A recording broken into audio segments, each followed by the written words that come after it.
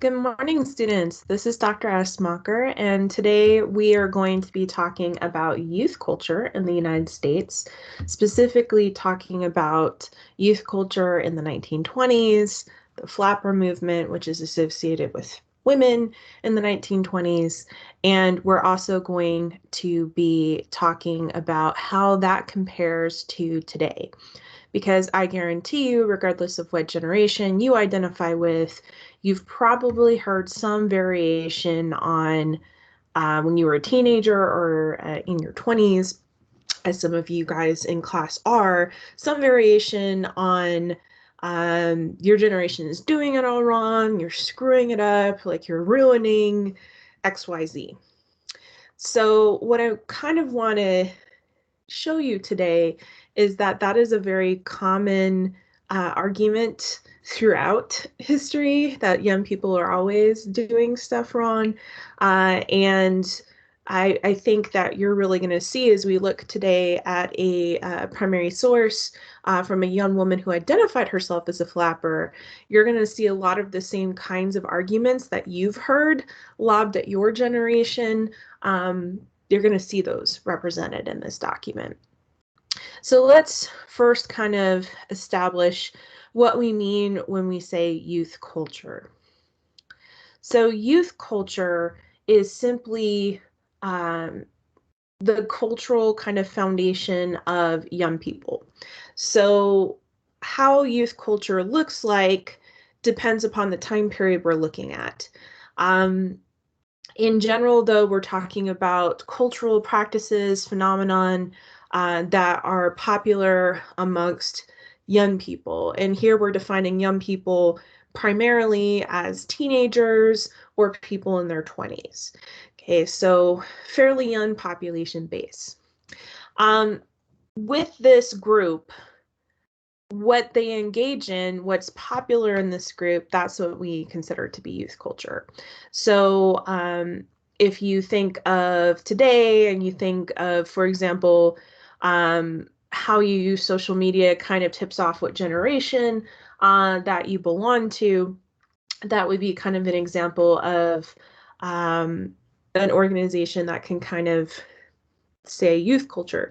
So for example, Generation Z, which is defined as anybody born between 1996 and I believe the cutoff is 2010.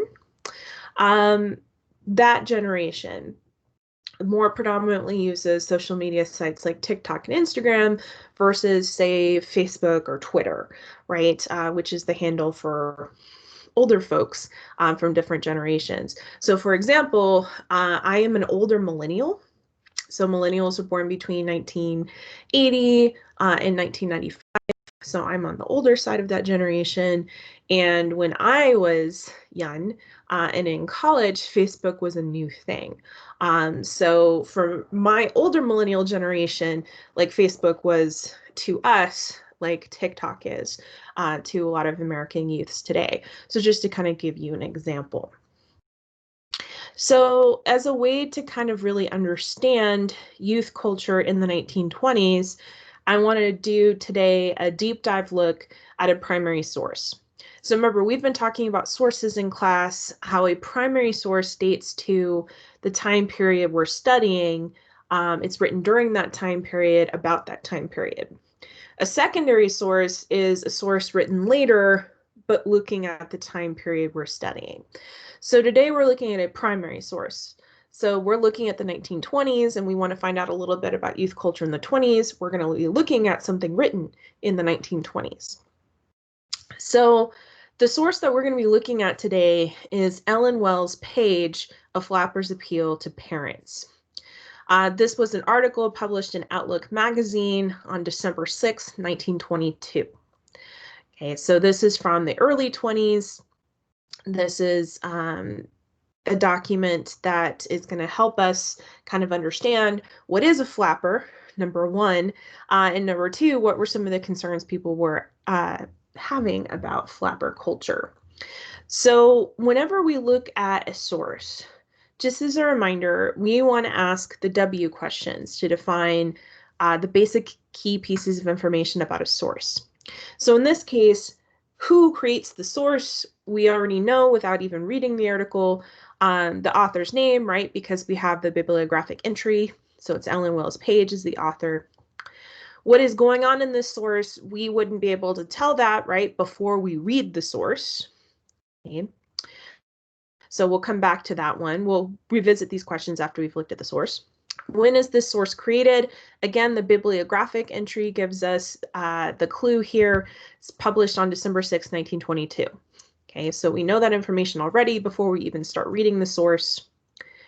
Where is this source located or taking place? Again, we can't immediately tell from the bibliographic entry. Now, we could go and do some digging, right? We can do some research and be like, okay, Outlook magazine, where is it being published? Who's the market for it, right? But we wouldn't be able to tell immediately. Now, there are some clues, right? We can look at where Outlook magazine is being published. We can look at the word flapper, right, which is a very American word from the 1920s. So there are hints and clues here if we know the context, right?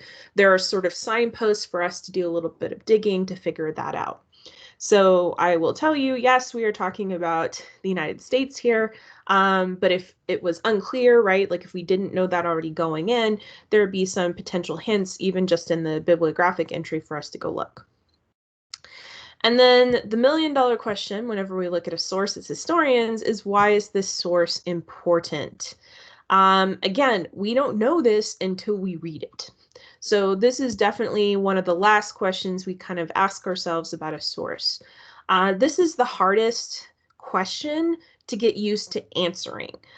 You really have to train yourself to think like a historian to answer this. So lots of follow-up questions usually follow the why. Not only is why is the source important, but how does it connect to the reading that you've done or the videos that you watched for class? What can it tell us about the past that we don't see in these other sources? So asking follow-up questions is really important. And as we're going to see, to get you kind of thinking about this, when you're reading a source, especially for your sources and history assignment, if there's anything that you don't understand, if there's anything that strikes you as unusual or weird or different, or maybe something that's not there kind of jumps out at you, these are all things to note because this will help you get to that why question. These are all important observations for you to make about your sources. Okay. All right. So let's go ahead and get into this. So I've broken up the source across a couple different slides. And what I'm going to do is I'm going to read through it, and we're going to talk a little bit about what we're pulling out from the source. Okay. So what I'm actually going to do right now is I'm going to go ahead and pull this up on my PowerPoint app, so that way we can annotate the source live. So let me go ahead and make that switch real quick. I'm going to stop presenting, and then let me go ahead and share the PowerPoint app. Here we go. All right. So here's what we're looking at, and now you can look at it with me and edit it with me. All right. So here's the first slide. Okay, I'm going to go ahead and zoom. No, that's about as much as I can zoom. All right. So here's the start of Page's essay. So let's take a look. If one judges by appearances, I suppose I am a flapper. I am within the age limit. I wear bobbed hair, the badge of flapperhood. And oh, what a comfort it is. Okay, so if we look at her topic sentence here, if one judges by appearance, I suppose I am a flapper, this is telling us here that she's going to go on to define what flapper is in this paragraph. So for us, if you've never heard of a flapper, if you have no idea what a flapper is, this is a great way for her to kind of lay out this groundwork, this foundation for us on what it means to be a flapper. Okay, so we're going to continue to look at this paragraph through that lens, right? We want to know what it means to be a flapper. So what I'm going to do is I'm going to go through as I'm reading this, and I'm going to go ahead and highlight the things that she says identify what a flapper is. Okay, I'm within the age limit. Okay, so she doesn't say what that age limit is, but basically she's implying that flappers is something that is unique to an age group, that it's not something that happens across all age groups. I wear bobbed hair, the badge of flapperhood. Okay, so bobbed hair, so short hair, which is rather unusual in women's fashion throughout history. And she says, oh, it's really comfortable. I powder my nose. Okay, in this case, we can take that to kind of mean literal powder, like setting powder for makeup. So this kind of implies that she is doing makeup here. I wear fringe skirts and bright color sweaters. Okay. And scarves and waists with Peter Pan collars and low-heeled finale hopper shoes. Okay, so here she's describing the fashion sense of flappers. Okay, so skirts with fringe, bright sweaters, scarves, waists with Peter Pan collars, low-heeled shoes. Okay, I adore to dance. Okay, so she says flappers like dancing. I spend a large amount of time in automobiles. Okay, this is actually really important to note, right? Because as you've been reading in your textbook, the automobile is growing in popularity in the 1920s. More and more Americans no longer see the automobile as a luxury. Now they are increasingly seen as a necessity.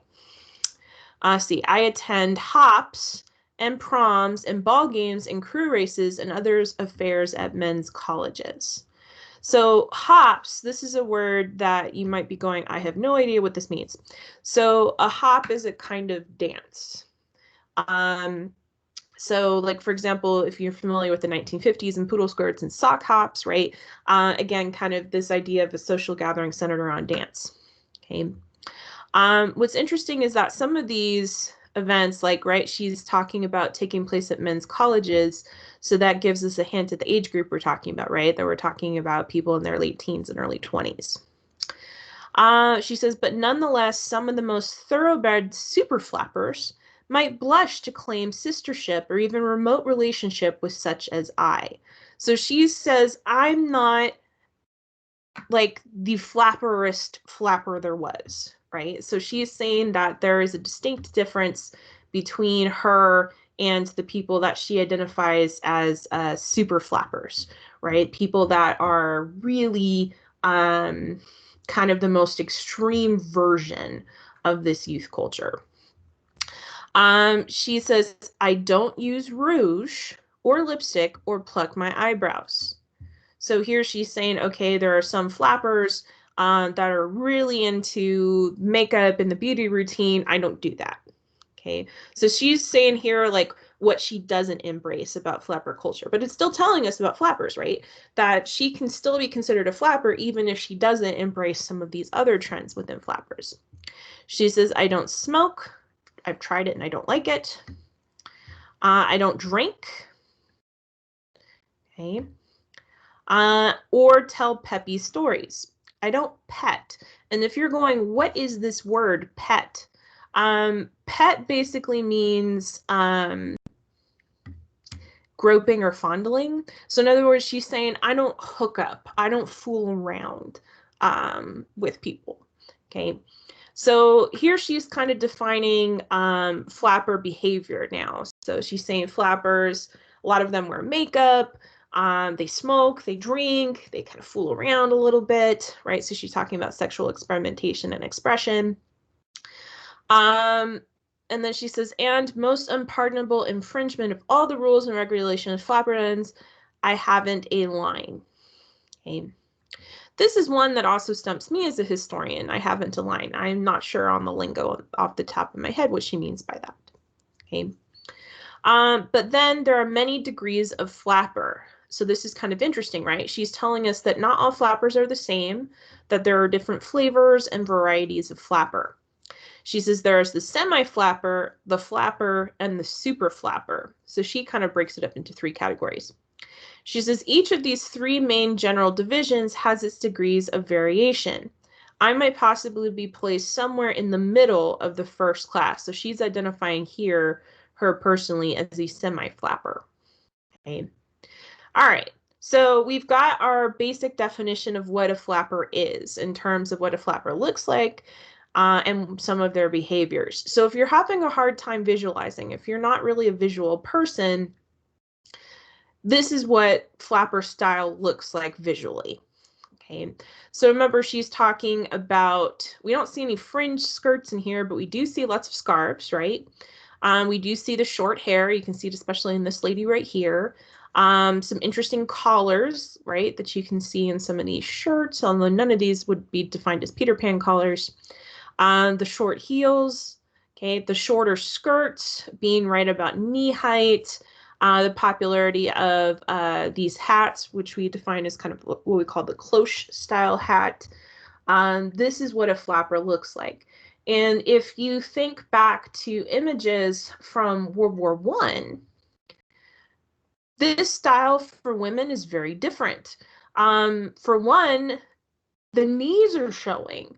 This was something that was not in fashion for women before this time period. Then we also have the short hair. Again, super long hair was in fashion before this time. So just by the hair and the hemline alone, flappers were a little bit scandalous. Okay. So you can kind of see when they're talking about flappers here, this is what she's talking about. You'll also notice that none of these women are wearing their clothing super tight. The ideal body type for a flapper was pretty sort of slim and boyish. The idea was that clothes should not be too tight-fitting. So flappers tended to also embrace elements of menswear. You can see especially this flapper on the left. So it's a little bit more androgynous style. This is not a style to show off your curves, right? The fact that women were wearing shorter skirts and more sort of men's tailored fashion-inspired dresses and shorter hair meant they were playing a little bit more with masculine fashion than previous generations. Okay, so if you've been having trouble visualizing what she's describing as what flappers look like, here's a quick visual reminder. All right, so let's go on to her next paragraph. So she's defined flappers for us in the first paragraph. Here's her next one. In this one, she is addressing old people, right? I'm going to say old people here, people older than herself, right, who are critical of flappers. She says, I want to beg all you parents and grandparents and friends and teachers and preachers, you who constitute the older generation, to overlook our shortcomings, at least for the present, and to appreciate our virtues. Okay, so here she's basically saying, don't be so hard on us. Chill out, appreciate the things we do right or well. She says, I wonder if it ever occurred to any of you that it required brains to become and remain a successful flapper. Indeed, it does. It requires an enormous amount of cleverness and energy to keep going at the proper pace.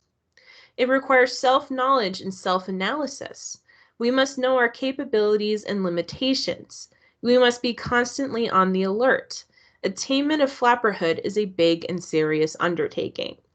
Okay, so she's making the argument that flappers, right, are clever, that they're energetic. She's saying that flappers have self-knowledge and self-analysis. Okay, so she's saying, look, you may think that the clothes we wear are silly and the activities we do are silly, but there are some qualities that you claim to love that we also exhibit, right? Like smarts and, you know, knowing ourselves, right? And being able to analyze ourselves and our actions. Okay. Now, probably at this point, the audience she's writing to, which is the older generation, is probably at this point going like, what do you mean being a flapper is serious? This sounds ridiculous, right? Which she goes on to talk about in the next paragraph here, right? She anticipates this. She says, brains, you repeat skeptically. then why aren't they used to better advantage? So in other words, if you do have these positive traits, why aren't you doing something else with it besides being a flapper, right? Why are you not applying this self-knowledge, analysis, and brains to more what the older generation would describe as constructive ends? And she says that is exactly it. So she says she agrees with the older generation, right? Why aren't you using these positive traits and these skills for some other outlet? And she goes, look, I agree with you on that.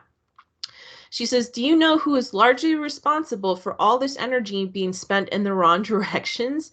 You. So here what's interesting is she's acknowledging the fact that flappers could expend their energy more constructively. And she's saying the fault that they don't is because of the older generation. All right, this is kind of interesting. She's thrown down the gauntlet, right? She's ready to throw hands here. You parents and grandparents and friends and teachers and preachers, all of you, the war, you cry. It is the effect of the war. And then you blame prohibition. Yes, yet it is you who set the example there. Okay, so she's saying here are some things that the older generation blames for flappers. Remember, when she says the war, what she means is right, which lasted worldwide from 1914 to 1918 when the armistice happened and the Treaty of Versailles signed in 1919. The United States involvement in World War I, the U.S. did not enter until 1917. So we only really got involved in the war for the last year and a half. Okay, so they say they're blaming it on the war, and then they're blaming flapper behavior on prohibition. And in this case, prohibition, she doesn't capitalize it, but I will. She is referring to banning alcohol, right? Prohibition of the consumption, excuse me, not the consumption, the sale and production of alcohol was banned by the 18th Amendment. So the 18th Amendment went into effect in 1920, and it didn't criminalize consumption of alcohol, but because it criminalized the production of alcohol and the sale of alcohol, effectively, they were trying to eliminate consumption altogether. Okay, so she says this is what the older generation blames for flappers, the war and prohibition. And then she says, yes, it is you who set the example there. So she's saying that the older generation is kind of hypocritical because they are also engaging in some questionable behavior. Like, for example, drinking alcohol, despite the fact that prohibition is on. She says, this is my point. Instead of helping us to work out our problems with constructive, sympathetic thinking and acting, you have muddled them for us more hopelessly with destructive public condemnation and denunciation. Okay, so what she's saying here is you just want to blame us for stuff and not help us reach our full potential. You are so busy trying to blame everything that's wrong with American society on us as a youth culture that you're not practicing those skills of self-analysis that you say you want to see. Okay, so she's saying, how can we, basically she's asking them here, how can we reach our full potential if you ignore the fact that we have potential, right? You're not willing to help us. All right, so now she's trying to make an appeal to the older generation about why they should change their mind when it comes to flappers and why they should, in fact, help flappers. She says, think back to the time when you were struggling through the teens. Remember how spontaneous and deep were the joys, how serious and penetrating the sorrows. Okay, so she's saying, remember back to when you were young. Okay, or think back to that time and think back to your interactions with your parents and authority figures. She says, most of us under the present system of modern education are further advanced and more thoroughly developed mentally, physically, and vocationally than were our parents at our age. Okay, so she's making the argument here that the young people of the 1920s have had more advantages than previous generations. Specifically, she points to education as being a big difference, and education was a huge difference for women at this time. At least if they were middle and upper class women, we have more popularity of women going to college in those social classes. Okay, so she's saying we're better off than prior generations, right? Like we've had all these advantages. She says, we hold the infinite possibilities of the myriads of new inventions within our grasp. We have learned to take for granted conveniences and many luxuries which not so many years ago were as yet undreamed of. We are in touch with the whole universe.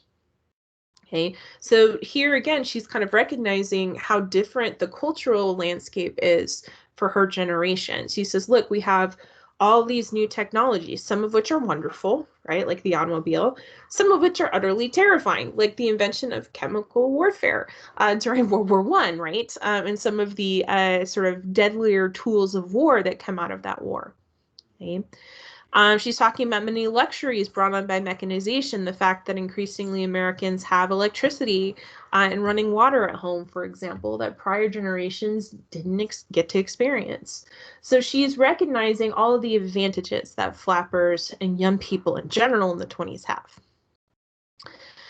She says, we are in touch with the whole universe. We have a tremendous problem on our hands. You must help us.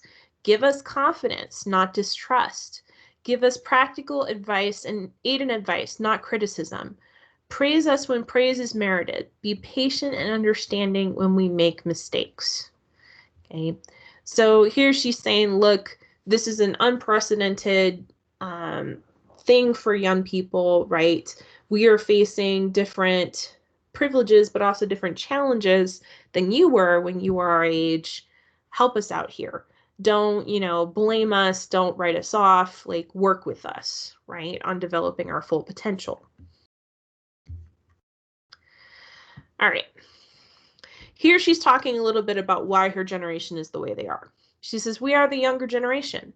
The war tore away our spiritual foundations and challenged our faith. So here again, she's referencing World War I as a really important sort of cultural milestone for the younger generation, right? Your textbook talks about this too, referencing the generation of young people who come of age during World War I and in the early 20s as the lost generation, right? People that feel increasingly disillusioned with life because of World War I. She says, we are struggling to regain our equilibrium. The times have made us older and more experienced than you were at our age. So here again, referencing the fact that for many young people during World War I and its immediate aftermath, they've kind of been forced to grow up really quickly, right? She says, it must be so with each succeeding generation if it is to keep pace with the rapidly advancing and mighty tide of civilization. So she says, look, basically that she expects, right, when her generation has kids, right, that when they become young people, that there's also going to be this kind of same pace of development and modernity. Okay. She says, help us put our knowledge to the best advantage. Work with us. That is the way. Outlets for this surplus knowledge and energy must be opened. Give us a helping hand. Okay, so she's framing this generational conflict as something that is sort of predictable, cyclical, normal. But what she's saying is here we have the opportunity to break this cycle of conflict between generations, to make a different approach to this conflict between old people and young people, and to work together for more positive change. All right, so here she's talking again about what it means to be young. Youth has many disillusionments. Spiritual forces begin to be felt. The emotions are frequently in a state of upheaval, struggling with one another for supremacy. And youth does not understand. There is no one to turn to, no one but the rest of youth, which is perplexed and troubled with its problems as ourselves. So she's saying as young people, right, this is a time of life in which your life is in flux, right? You're transitioning from childhood to adulthood. You're transitioning in terms of your educational status, your job status, your personal life, right? This is the age where a lot of people start getting married and starting families and other kinds of things. And she says, so this is something that young people feel like other young people can understand. Okay. So she says this is why we turn to other young people, because when we try to talk to adults about this, they don't relate, right? Because they're more established. They don't feel this state of flux. She says everywhere we read and hear the criticism and distrust of older people towards us. Okay, so she's saying that young people are well aware of old people and their criticisms. She says it forms an insurmountable barrier between us. How can we turn to them? In every person, there is a desire and innate longing towards some special goal or achievement. Each of us has his place to fill.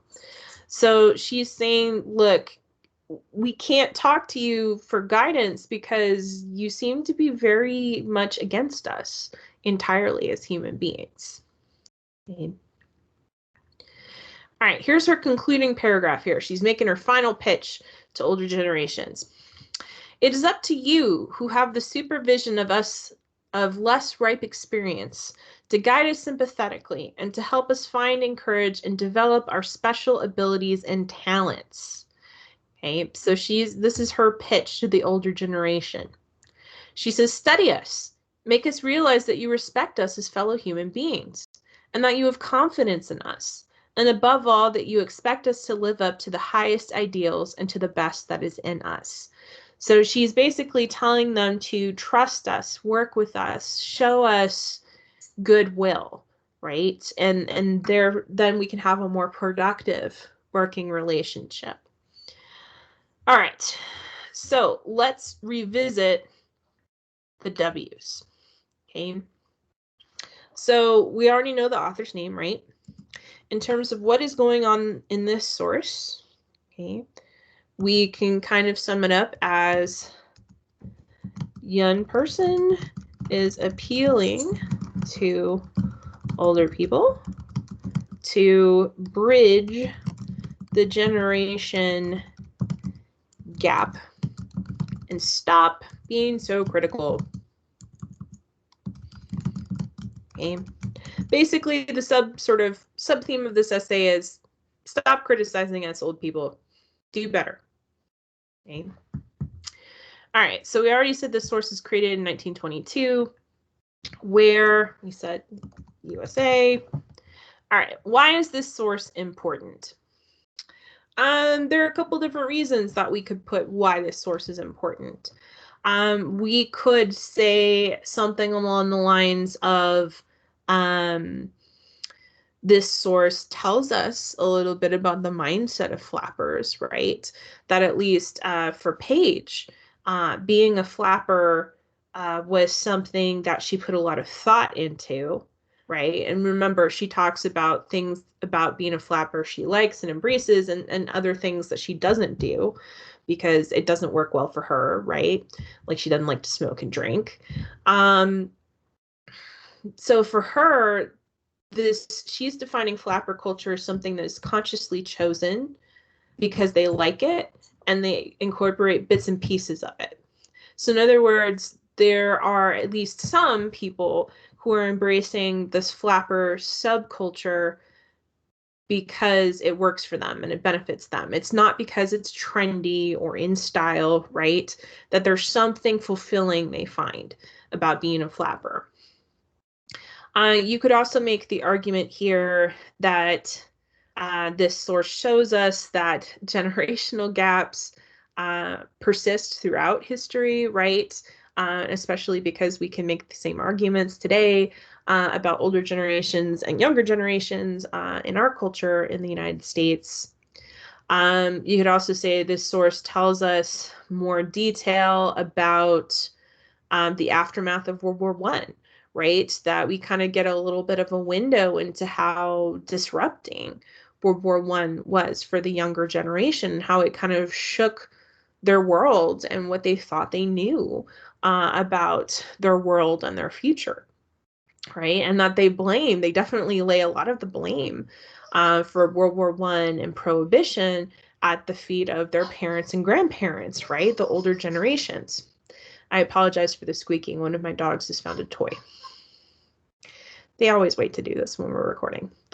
All right, so there's a couple different things you could put for the why, which is why I'm not typing it on the slide. Mateo, come here.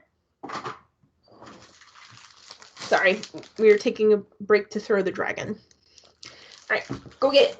All right, hopefully that will minimize the squeaking in this area, unless he decides it's a game of fetch and then we're in trouble. All right, so that's why I'm not typing why. There's not a whole lot of room to get into the why in this slide, but you can hear from me talking through it, right? There are a lot of different things that you could do when it comes to looking at the important bits and pieces of information in this source. Okay. All right. So let's think about how what Ellen Page is talking about compares to our world today. Because when we study the past, it's not just necessarily to learn about the past, which is fun, but it's also to make connections between the past and present and how this world relates to each other. So for us, how does Page, what she's talking about, fit in with how we talk about Gen Z today? There are many different examples that we could kind of toss in here. For example, I focused on Gen Z, but there's also been lots of shit talking about millennials, which I'm a part of. Okay, I'm going to go ahead and stop sharing for a minute. All right, so there's also been a lot of ink spilled on millennials. So Gen Z has only kind of recently become the target for a lot of older generations. To which I want to say to my Gen Z students, I'm sorry, and I know how it feels. Because for the past 10, 15 years, as a millennial, I have experienced a lot of paranoia and hysterics about how millennials are ruining things. So lots of headlines about millennials ruin the housing industry because they won't buy houses, or millennials ruin the diamond industry because they're not buying diamond engagement rings, or millennials ruin XYZ, right? Or things like, for example, well, if millennials just gave up their Starbucks habit and eating avocado toast, then they would have money to buy things in these industries they're ruining. So there's a lot of underlying things going on in these complaints about millennials in particular. Particularly, it's an expression of economic anxiety by the older generation, seeing that the economy is very much shifted since they were young. When we're talking about the baby boomer generation especially, so baby boomers are defined as born at the end of World War II, so 1945 through about 1965, so 20-year window. For the baby boomer generation, they grow up in a time of economic prosperity. You can still get a really decent job and career just with a high school degree. Wages were going up, the economy is booming. And then in the 70s, this comes to a screeching halt. And this is still kind of the reality we've dealt with, is that the economy post 1970 looks nothing like it did in the 50s and 60s.